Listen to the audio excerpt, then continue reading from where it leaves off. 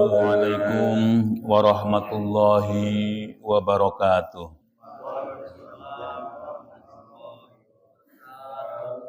Alhamdulillahi rabbil alamin. Wassalatu wassalamu ala asrafil anbiya'i wal mursalin wa ala alihi wa ashabihi wa man tabi'ahum bi ihsanin ila yaumiddin. Qala Allah Ta'ala fi kitabihil karim, A'udzu billahi minasy syaithanir rajim. Wa ma atakumur rasulu fakhudhuhu wa ma nahakum anhu fantahu.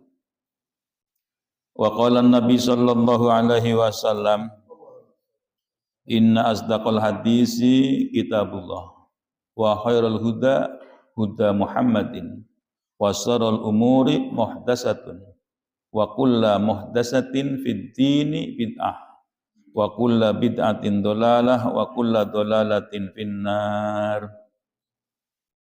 Yang saya hormati Bapak Amrih selaku Ketua DKM dan jajarannya, yang saya hormati Bapak Khotib selaku Imam Kapten sebagai tokoh masyarakat. Mudah-mudahan Allah senantiasa memberikan cucuran rahmat dan keberkahannya kepada mereka. Para asatidz yang ada di lingkungan Masjid At-Taubah, yang tidak saya sebut namanya satu persatu, tidak mengurangi rasa hormat saya.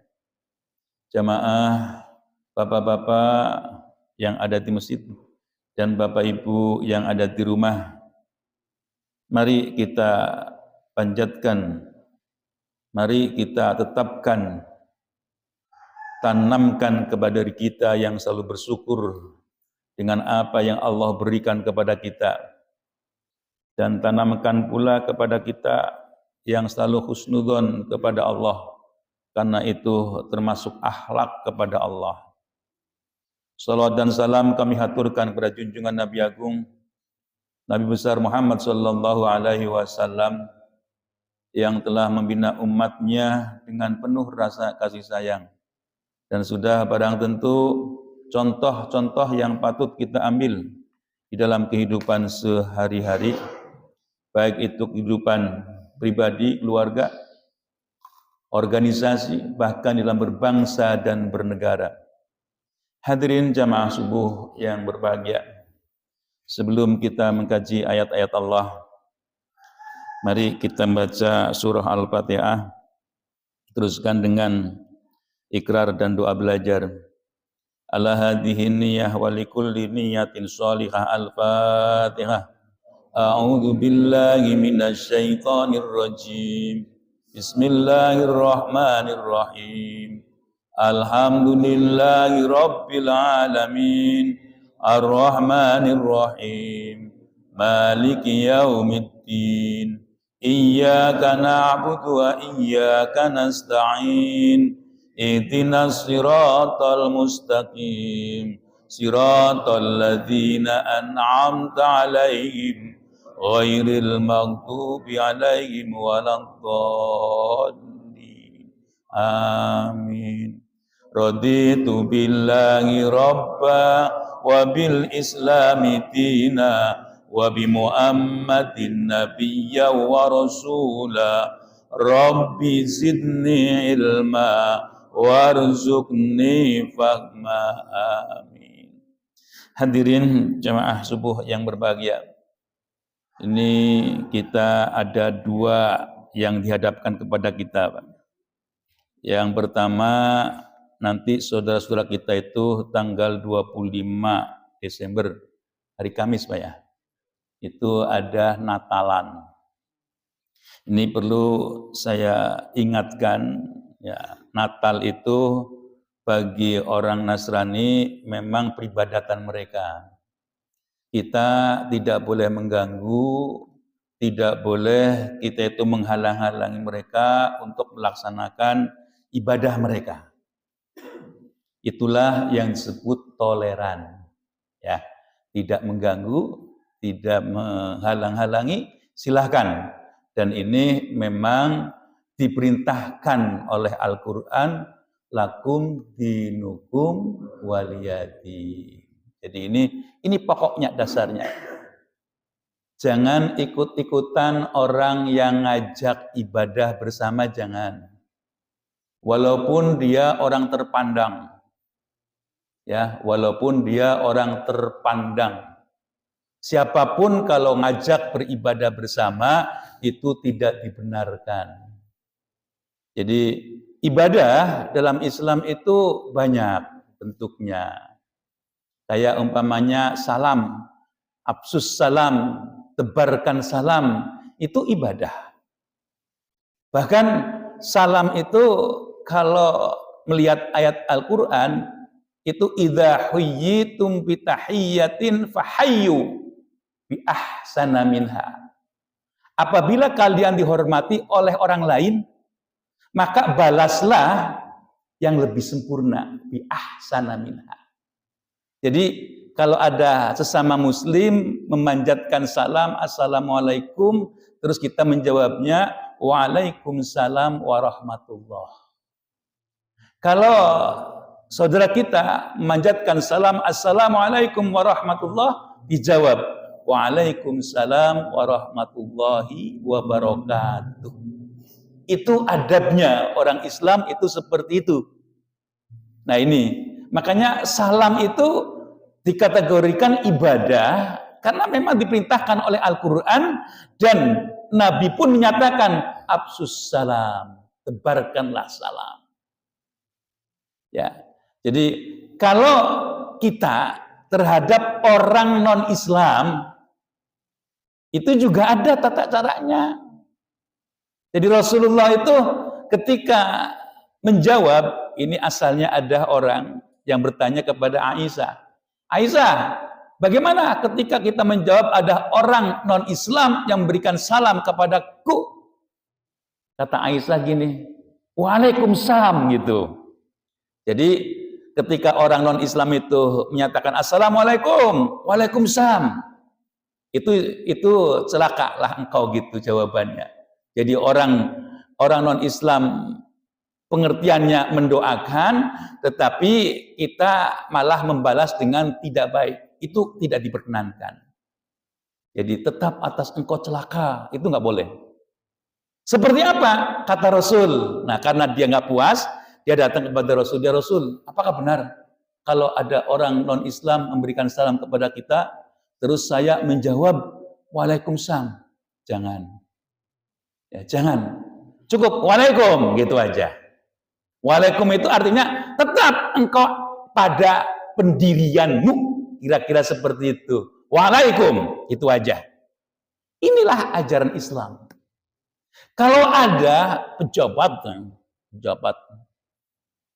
ahli agama lagi, terus dia bilang, yuk kita bareng-bareng ibadah Natalan, jangan mau. Dibayar seberapapun, jangan mau.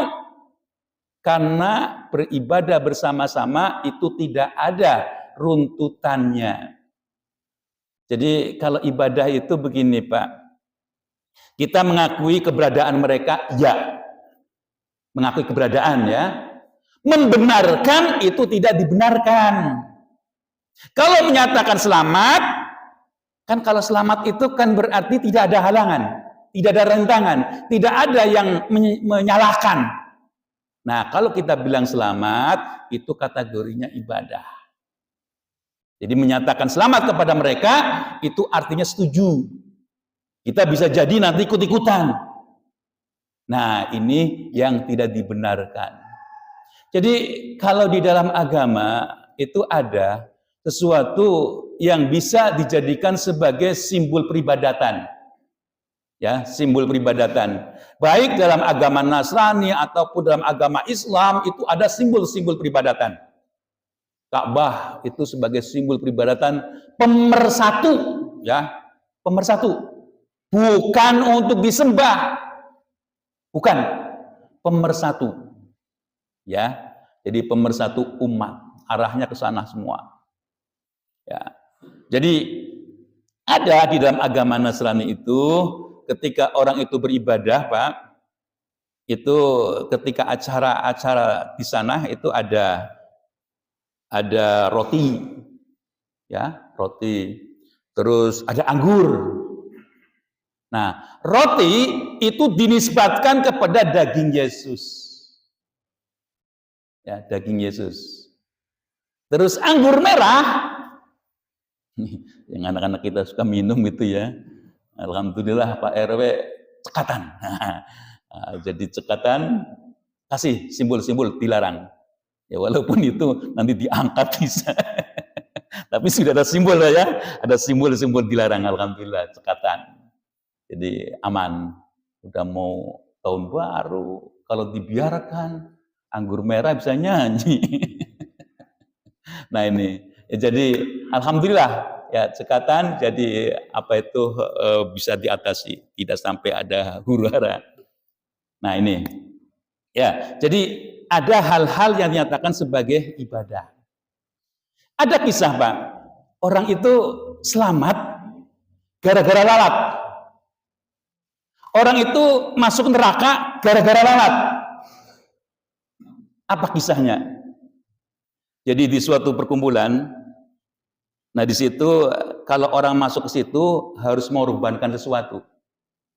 Karena di antara mereka tidak semuanya itu membawa sesuatu, ya. Maka disediakan. Jadi ada lalat itu ditangkap, terus kamu masuk sini boleh. Tapi harus ada syaratnya. Kamu mengorbankan untuk berhala tersebut dengan mengorbankan satu lalat. Padahal satu lalat, Pak. Nah ini apa artinya? Artinya begini Pak, ketika orang itu beribadah tanpa ada dasar perintah, tanpa ada dasar contoh dari Rasulullah, batil. Ya, jadi ketika dia itu yang satu menyatakan nggak mau, aku masuk sekehendak saya tidak mau pakai pengorbanan apapun bentuknya, dia ternyata selamat. Nah, yang kedua, dia ikuti, ya deh, karena saya nggak bawa apa-apa, lalat pun bolehlah sebagai pengorbananku untuk berhala tersebut. Jadi pengorbanan dalam bentuk ritual apapun yang tidak ada contohnya itu menyesatkan. Oleh karena itu, apalagi ya, Natal itu kan tanggalnya itu diperdebatkan, Pak. Diperdebatkan. Kalau di dalam beberapa penjelasan, Nabi Isa itu dilahirkan itu dalam keadaan kering kerontang. Makanya disebut dengan Bethlehem, Baitulahmin, itu bahasa Arabnya. Karena orang Barat, baik bilangnya Bethlehem. Jadi rumah, tempat, bait itu tempat. Nah disitulah daging menempel ke tanah. Jadi kalau zaman dulu itu alas itu ya rerumputan, Pak. Jadi itu langsung nempel ke tanah. Jadi menunjukkan tidak ada tumbuhan. Nah kalau bulan Desember, musim apa? Ini lagi ngucur air deras. Makanya diperdebatkan. Apakah benar tanggal 25? Nah ini. Ternyata yang namanya Natalan itu diperingati setelah 4 abad kelahiran Nabi Isa. Dan dirayakannya itu dimulainya di Roma, bukan di Timur Tengah. Coba kalau di Timur Tengah emang ada cemara? Emang ada? Kayak ganjil banget ya. Nah inilah. Nah kenapa tanggal 25? Nah karena orang Roma itu sudah punya dewa yang disembah. Oleh karena itu, boleh kamu datang ke sini asalkan kamu menyesuaikan dengan acara-acara ritualku. Kira-kira seperti itu. Di kotak-katik lah dicari. Oh ya ini tanggal 25. Jadi berhimpitan dengan tahun baru. Tahun baru itu juga bukan kebiasaan orang Islam. Gak usah ikut-ikutan dah. Kalau mau kita adakan semacam tahlilan aja. Ya. Tahlilan. Jangan deh, petasan-petasan gak usah. Itu bukan perayaan kita. Jadi cirinya gini, Pak. Kalau bentuk peribadatan itu biasanya taqarrub ilallah. Taqarrub ilallah itu biasanya tidak ada yang aneh-aneh. Kalau tahun baru itu kan banyak yang aneh, Pak. Orang itu menunjukkan sensasinya, menunjukkan kehebatannya. Musim dingin jebur ke laut, jebur ke tempat yang dingin. Apa iya itu bentuk peribadatan? Ditambah lagi adanya apa? Nah, mabok-mabokan. Nah, itulah yang ada. Jadi bukan mendekatkan diri kepada Allah, bukan mendekatkan diri kepada Tuhan, bukan. Tapi itu sifatnya huru-hara. Ya. Jadi kita jangan mengucapkan selamat, nggak usah. Karena kalau kita mengucapkan selamat berarti kita itu termasuk membenarkan mereka. Dan jangan juga kalau ada roti yang sudah dibawa dari gereja, ya kalau anggur sih insya Allah enggak lah ya. Sudah tahulah anggur kan ya, nggak boleh, kalangan umat Islam nggak boleh. Ya jangan diminum tuh. Anggur merah kayak di tempat jamu juga jangan deh. Kalau anggurnya ya. Nah ini, jadi ada perumpamaan Pak. Ada seorang alim ditanya, Syekh, kenapa anggur itu nggak boleh? Sedangkan anggur itu enak gitu. Syekh itu bilang begini, Kan anggur itu dari buah-buahan, bilangnya begitu. Terus si alim itu bilang begini, kamu mau tahu jawabannya? Ya, mau. Kamu punya istri? Punya. Kamu punya anak perempuan? Punya. Kamu terhadap istrimu halal enggak? Halal. Kepada istrimu? Kepada anakmu? Enggak. Nah, ini jawaban yang logis banget orang alim ini. Ya, jadi anggur itu kan dari buah anggur yang difermentasikan. Itu anaknya. Anggurnya itu induknya. Istrimu itu halal. Nah, itu cerdas jawabannya. Nah, itu. Makanya tidak dibenarkan. Ya, jadi kalau ada sesuatu yang sudah dibawa dari gereja, dibawa, disajikan, terus makan di situ, itu haram. Kenapa? Sudah kayak kita itu sudah diruqyah, Pak. Sudah diruqyah. Ya, ada unsur keyakinannya. Itu disitulah medianya, ya di situ ada kepercayaannya, itu menjadikan kita tidak boleh. Nah, ini yang pertama ya, diingatkan kepada anak-anak kita, kalau kumpul-kumpul ya udahlah, nggak usah pakai ucapan-ucapan selamat terhadap mereka. Karena pernyataan selamat berarti kami setuju. Ya, apalagi kita itu sampai makan rotinya, minum anggurnya, yaitu jelas haram dalam Islam, maka tidak boleh. Ya, itu yang kita hadapi. Dan ini yang saya sampaikan, bahwa ketika kita baca ayat suci Al-Quran, maka di sini ada permasalahan-permasalahan yang kita hadapi, itulah ada dalam Al-Quran. Yuk kita teruskan kaji kita. A'udzu billahi minasy syaithanir rajim.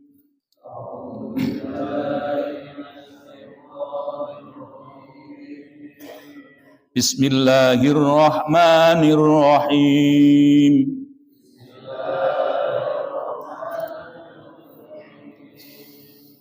Ma asaba min musibatin illa biiznillah.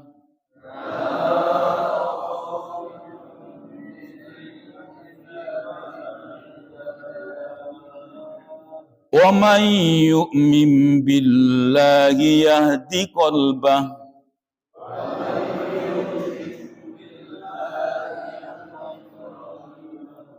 Wallahu bikulli syai'in alim.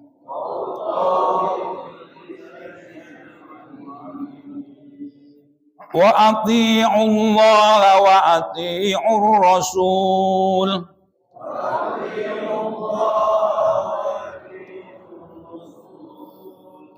Fa in tawallaitum fa innama ala rasulinal balaghul mubin.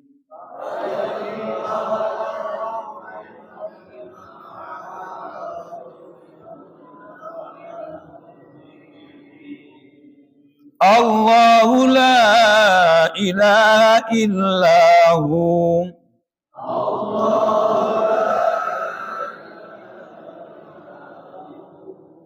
Wa 'ala Allahi falyatawakkalul mu'minun.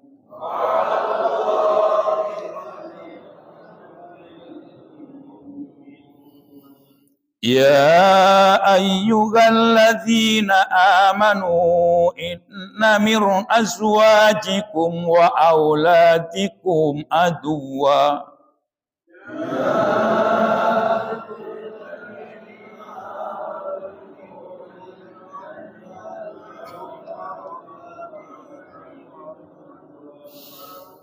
Inna min azwajikum wa auladikum aduwwan lakum fahdharuhum.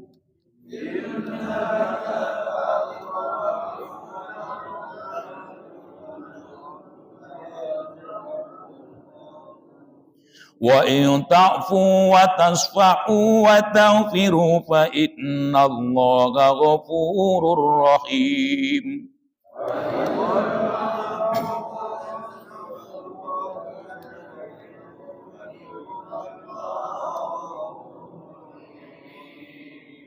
Innama amwalukum wa auladukum fitnah.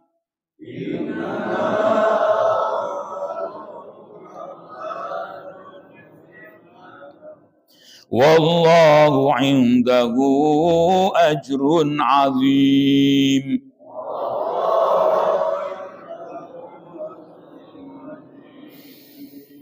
Fattaqullaha mastata'tum wasma'u wa ati'u wa anfiqu khairan li anfusikum.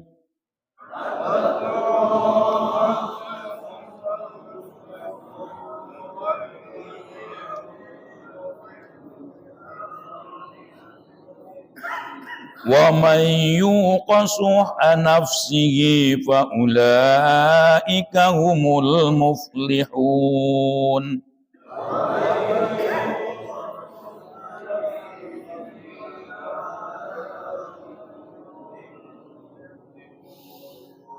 In tuqridullaha qardan hasanan yudha'ifu lakum wa yaghfir lakum.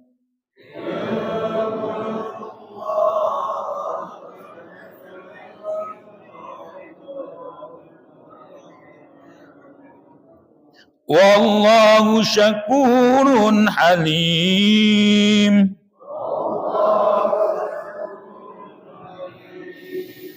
Alimul ghaibi wasyahadatil azizul hakim.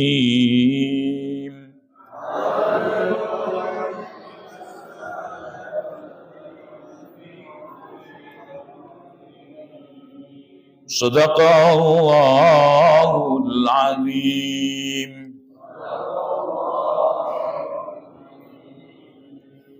Ya, ini akan menjelaskan tentang musibah ya Pak ya. Jadi musibah itu dari kata asoba yusibu, ada musibatan. Jadi musibah itu kalau diartikan yang mengena ya, yang mengena kepada kita. Yang mengena kepada kita itu banyak sebenarnya bentuknya. Jadi mengena kepada kita, kita diberikan amanah, memperoleh kedudukan. Mengena kepada kita, kita diberikan kelebihan harta. Mengena kepada kita, dikurangi harta dan sebagainya. Jadi ini musibah itu ya yang mengena kepada kita. Asalnya netral. Asalnya. Jadi kalau regulasi alam yang Allah jadikan itu ya bukan hal yang menakutkan. Karena Allah sudah nyatakan la yukallifullahu nafsan illa wus'aha. Jadi Allah tidak akan membebani kepada makhluknya kecuali sesuai dengan kemampuannya. Ya. Dan yang namanya musibah ini ada kaitannya dengan keyakinan, Pak. Dengan keyakinan. Makanya ketika kita menyikapi musibah itu harus hati-hati. Harus tahu yang sebenarnya. Dan yang paling penting yang tadi sampaikan yaitu kita disuruh selalu husnudzon kepada Allah. Nggak boleh kita itu suudzon. Jadi ketika musibah terjadi, ya, yang menjadikan adanya orang meninggal, rumah hancur, semua apa yang telah diperoleh hilang semua. Bahkan bisa jadi bapaknya, anaknya, istrinya kebawa oleh musibah. Yang seperti itu ulah manusia. Bukan ulah Allah. Ya, itu ulah manusia. Makanya di ayat yang lain, "Dhaharal fasadu fil barri wal bahri bima kasabat aydin nas." Jadi munculnya kerusakan di daratan dan di lautan itu karena ulah manusia. Ya, jadi kalau kita lihat yang nyata, yang jelas, yang ada di Sumatera sana, itu kan ada pejabat yang ngomongnya itu sembarangan. Ini pejabat yang kayak gini ini mestinya dilengserkan aja. Udah tahu kayu-kayu gelondongan dipotong rapi, ada nomornya. Terus bilang, oh kayu itu udah rapuh, dibawa oleh air. Dia menyalahkan air. Itu salah besar. Karena Allah nyatakan, wa anzala minas sama'i ma'an fa akhraja bihi minas samarati rizqan lakum. Ya, jadi Allah turunkan air itu rizki. Karena apa? Karena akan menyirami tumbuhan. Tumbuhan disirami, maka dia pun akan tumbuh besar dan memunculkan buah. Rizqan lakum. Rizki bagimu. Nah ini. Makanya ditegaskan lagi. Tidak tanggung-tanggung Allah nyatakan. Setelah Allah nyatakan air turun membawa rizki, adanya buah-buahan untuk kalian. Kok ngomong? Nah, di situ diteruskan, fala taj'alu lillahi andada wa antum ta'lamun. Fala taj'alu, dan jangan engkau jadikan lillahi terhadap Allah andadan sebagai tandingan. Sudah Allah nyatakan air itu rizki bagi kalian. Kau bilang penyebabnya air menjadi banjir, menjadi bencana. Itu nantang Allah namanya. Karena regulasi yang namanya air itu untuk menjadikan keharmonisan alam. Kita terasa kalau umpamanya kalau di Bogor itu tidak hujan sebulan aja udah ngebul, udah resah. Nah nanti kalau sudah 6 bulan seperti apa? Udah kelabakan. Nah inilah bukti bahwa air itu sebagai rizki bagi kita. Ya, jadi di sana itu jelas di Sumatera itu adanya bencana itu karena penguasa kita itu mewarisi penguasa dahulu.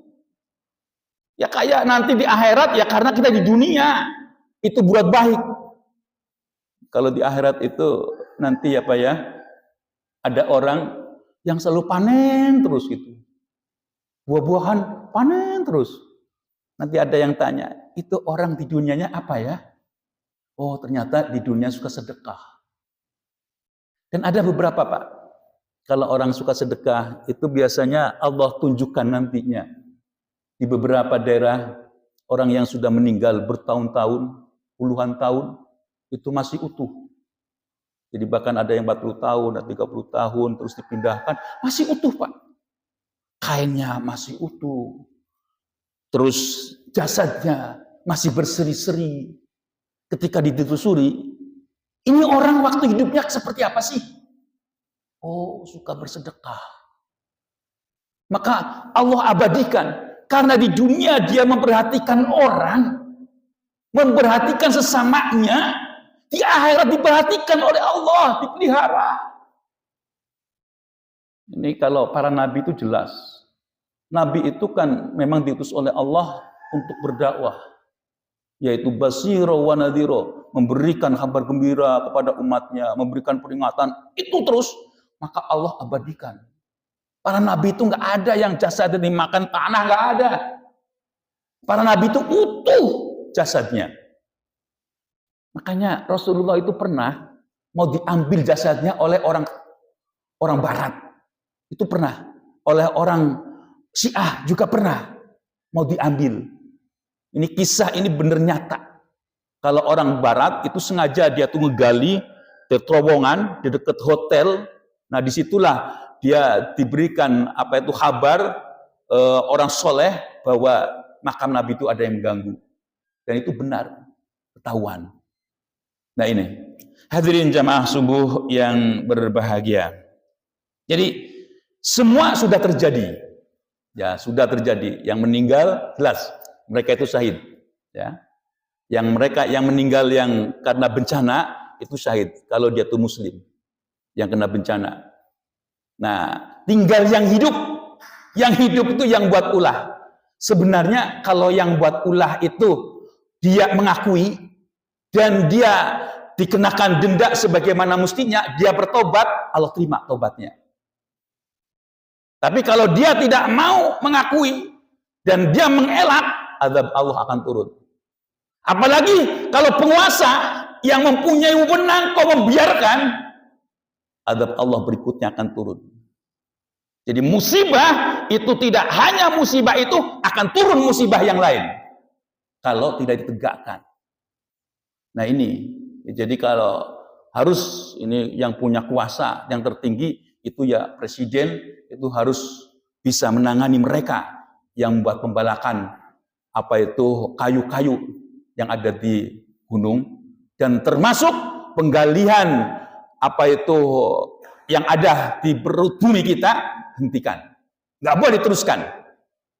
Ya inilah ketegasan sebagai presiden itu harus ada. Kalau dia membiarkan, berarti membiarkan kezaliman yang akan datang terjadi. Nah ini, ya, jadi inilah peringatan ya.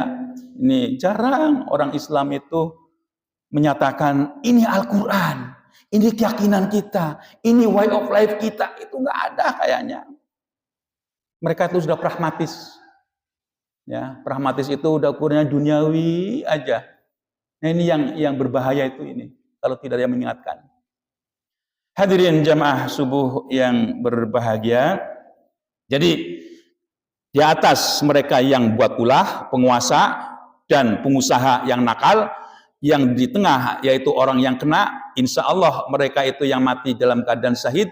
Tinggal mereka yang masih hidup, yang mereka itu dalam keadaan menginginkan bantuan.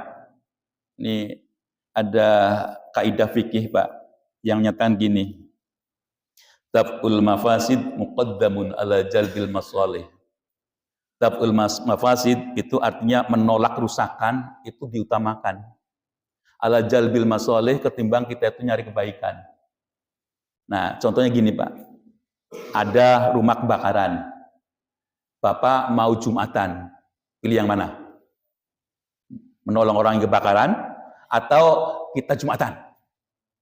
Menolong orang yang kebakaran. Nah itu. Bahkan kalau dalam kitab fikih Pak, itu gini. Dia berpuasa. Terus dia penggandiannya banyak Pak. Terus dia ketika mau Jumatan ada orang kelelep. Nah ketika ada orang kelelep, dia nggak Jumatan, tapi membatalkan karena orang lain. Nah karena membatalkan orang lain, nah di situ ada dendanya. Nah jadi kalau ya ini penggandian. Ya jadi tapi tetap mementingkan menolong orang yang kelelep daripada Jumatan. Nah ini. Ya, jadi umpamanya kita ada keperluan-keperluan yang nggak begitu penting. Nah di sana ada orang yang memerlukan bantuan, itulah diutamakan. Ya alhamdulillah sih pimpinan kita itu ada yang tegas gitu ya. Ada kepala daerah lagi kayak gini kok pergi umroh, ya Allah. Itu di mana ya waktu sumpahnya? Mementingkan siapa ya mestinya. Nah, untungnya partainya tegas ya, tegas. Jadi pecat dia dari partainya. Mestinya sih Karnavian tegas juga ya, pecat juga gitu. Tito Karnavian sebagai menteri dalam negerinya gitu ya. Jadi jangan main-main ngurus apa itu rakyat. Ya. Jadi inilah gambaran ya kehidupan itu seperti itu adanya ya. Tapi kita tadi saya sampaikan bahwa musibah itu datangnya dari Allah. Oleh karena itu kita yang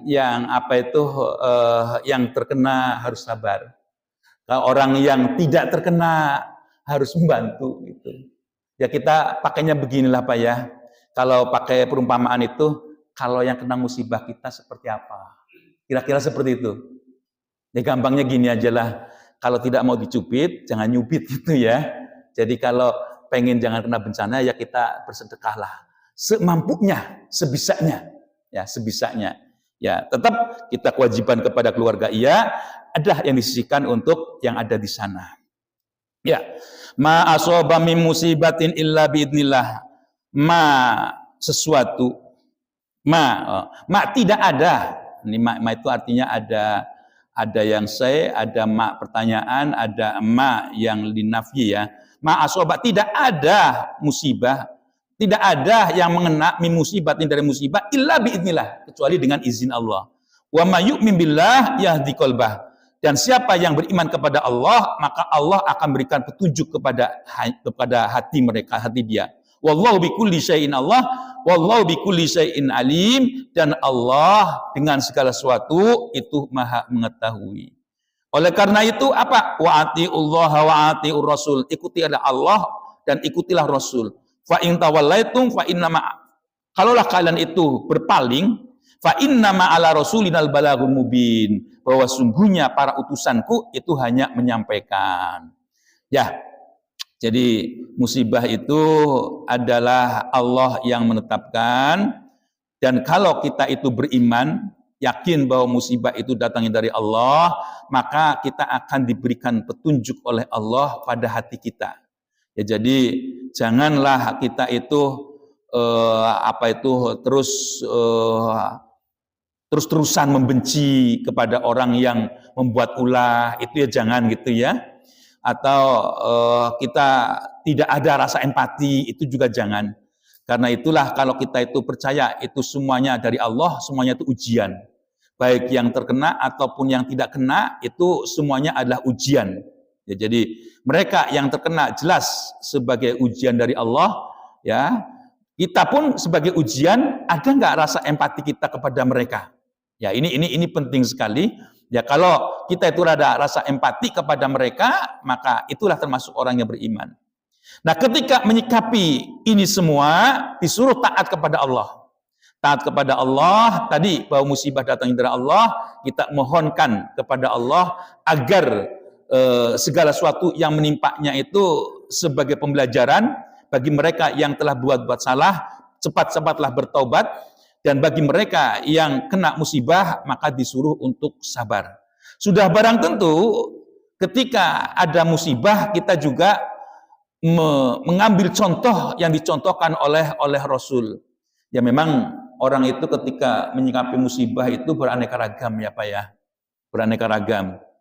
Jadi ada yang keluh kesah, ada yang dia itu mendekatkan diri kepada Allah, ada yang jauh dari Allah. Nah, itulah orang-orang yang menyikapi musibah ini. Jadi oleh karena itu ketika disuruh taat kepada Allah dan Rasul-Nya, maka ini juga sebenarnya penenang bagi Rasul. Hai Muhammad, kamu itu sebenarnya sebagai contoh. Hai Muhammad Rasulullah, kamu itu sebagai contoh dalam kehidupan umat manusia. Tapi kalau manusia itu berpaling, sadarlah bahwa engkau itu hanya sebagai penyampai saja. Jadi ini sering sampaikan bahwa dakwah dengan pendidikan beda.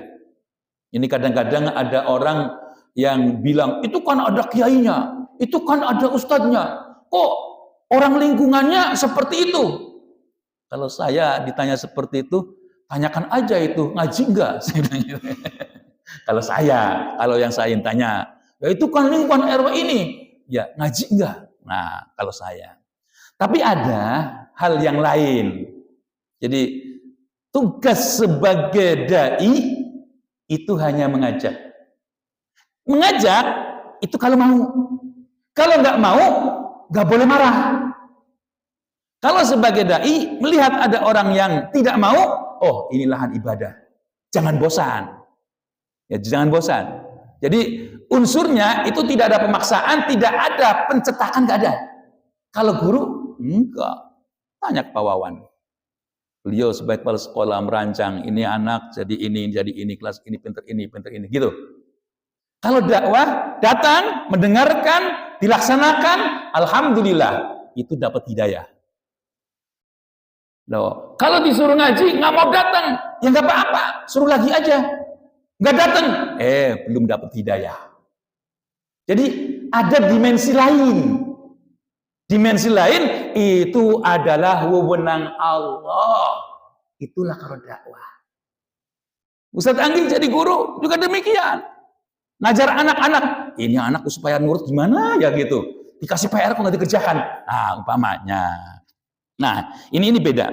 Nah, oleh karena itu bagaimana ketika kita itu menyikapi musibah ini?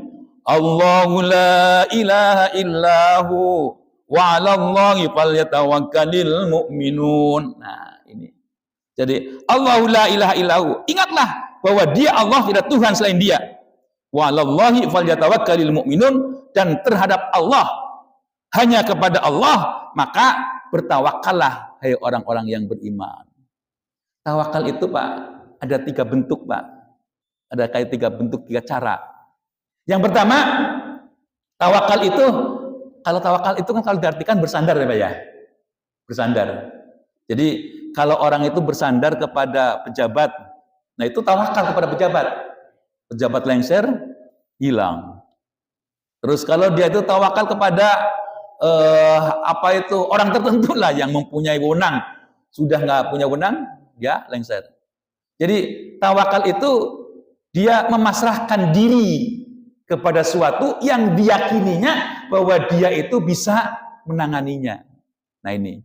Ya, jadi kalau kita sebagai seorang muslim itu tawakal itu berpasrah diri hanya kepada Allah, karena Allah lah yang bisa menyelesaikan segala sesuatunya. Jadi kalau diumpamakan, tawakal itu ada orang yang tawakal pasrah kepada teman. Jadi kepada Allah, tapi masih kayak kepada teman. Hanya pilih-pilih. Umpamanya ada orang yang bermasalah, terus dia berpasrah diri diajukan kepada pengadilan, terus manggil temannya. Nah, di situ berpasrah diri, tapi kepada teman. Kayak kepada teman. Nah, yang kedua, berpasrah diri kayak kepada orang tua. Anak-anak ketika sakit, itu kan berpasrah diri kepada orang tua. Nangis, mewek, ayah sakit, ibu sakit, gitu kan. Nah, terus orang tuanya menanganinya. Nanti ada lagi. Ini tawakal yang luar biasa.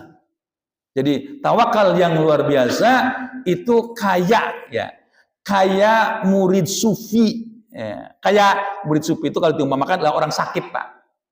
Kayak orang sakit terhadap dokter. Nah, ini yang paling sempurna.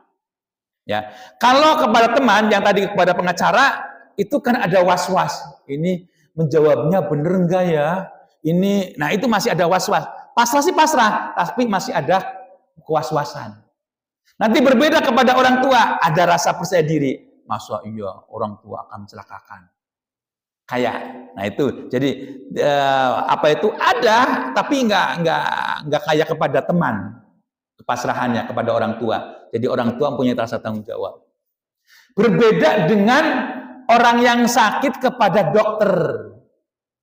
Ketika orang sakit kepada dokter, ya dia tuh tawakal kayak perumpamaan nih, Pak ya, perumpamaan. Jadi tawakalnya kita itu mestinya kayak ketika kita sakit di hadapan dokter.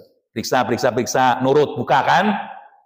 Makanya kalau di dokter Islami, Pak, kalau dokternya itu laki-laki terpaksa, istrinya yang berobat, maka suaminya ikut.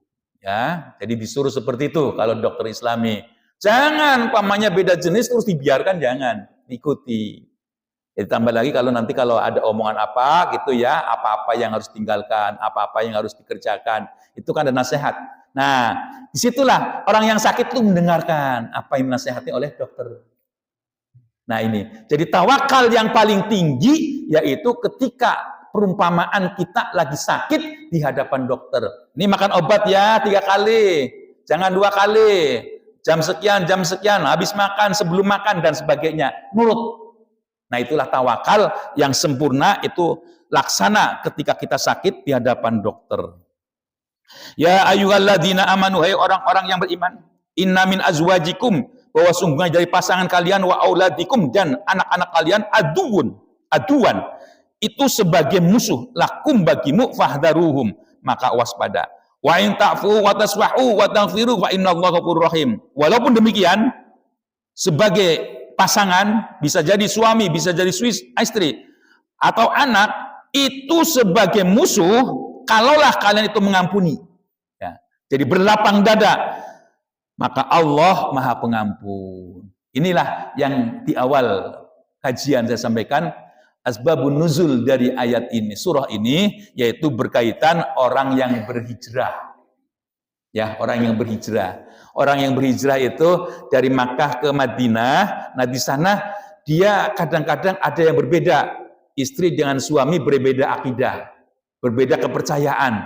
Di sana ada yang masih menyembah berhala, ada yang beriman kepada Nabi.